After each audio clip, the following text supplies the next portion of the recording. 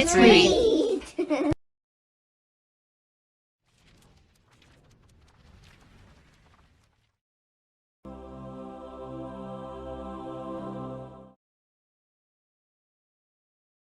Yoko Yak's Yakety Yakking by Barbara de Robertis. Yoko Yak yanked at the covers and bounced out of bed. She had so much to tell her friends about her adventure yesterday.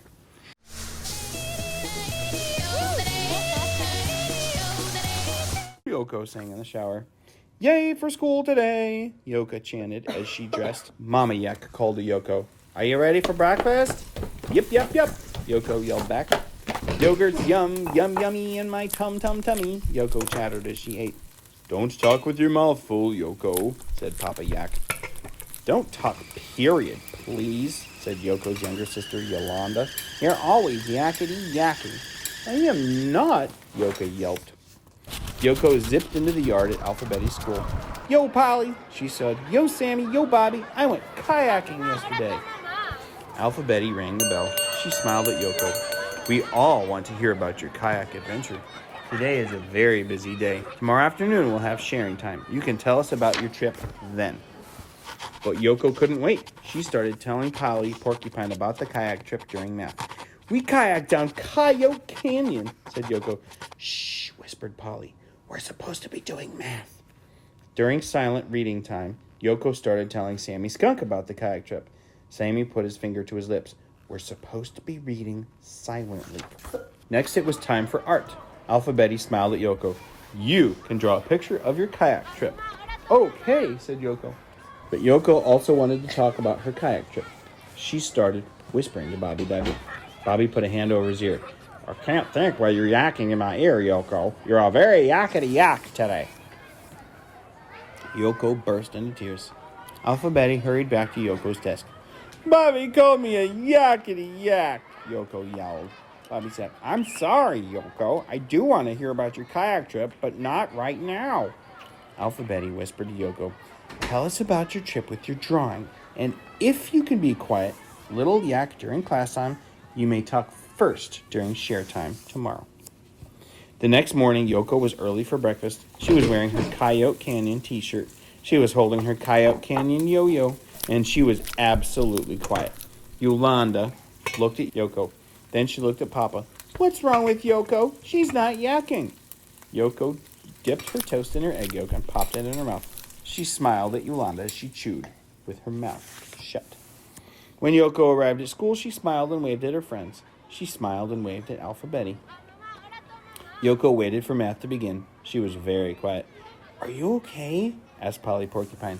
Yoko nodded yes and said nothing. During reading, Yoko was also very quiet. Are you okay? Asked Sammy Skunk. Yoko nodded yes and said nothing again. When it was time for art, Yoko was still very quiet. Are you okay? Asked Bobby Baboon. Yoko nodded yes and said nothing. Finally, it was sharing time. Alphabety announced, Yoko, you may go first. Yoko ran to the front of the classroom, smiled, and said nothing. She showed everyone her two drawings of kayaks. She pointed to her yellow Coyote Canyon t-shirt.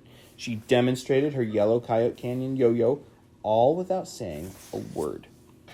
The class began laughing and chanting, Yakety yak, please come back. Yakety yak, please come back. Yakety yak, please come back. Yoko Yak laughed too, and then she began to talk. My kayak bounced over the waves. I was soaked by water spray, and when I yelled, it echoed in Coyote Canyon. But I can be a quiet yak, as well as a yakety yak, and I made up a yodel about it last night. Yodel for us, Yoko, yelled the class. First, Yoko whispered, oh, a yakety yak can be quiet as can be. A yodel-odel-odel and a yip-yip-yip-yee. Then Yoko chanted loudly, and a yakety yak can yodel. A yakety yak can yak. A yodel-odel-odel and a yak, yak, yak. Yay for you, Yoko Yak, cried Alphabety. You proved you can be a quiet yak. And a clever yak, said Polly. And a funny yak, said Sammy. And a yodeling yak, laughed Bobby. Then everyone, yay for Yoko. And everyone did the yakety yak yodel. Fun facts about yaks. Their home Wild yaks live in the Tibet region of China and nearby. They prefer high areas where the weather is cold. Their families are female yaks and young yaks living together in large herds. Adult male yaks live in small groups or alone. If a herd is disturbed, the yaks will gallop away with their tails held straight up in the air. Their size with wild yaks can grow to a height of 6 feet at the top of their shoulder. Their horns can reach up to 3 feet long. They appear that most of the yak's hair is short. The hair on its sides can be so long and shaggy it almost reaches the ground. And did you know yaks often chew on ice and snow to get their water? They can use their horns to break through the ice and snow when they're looking for grass to eat.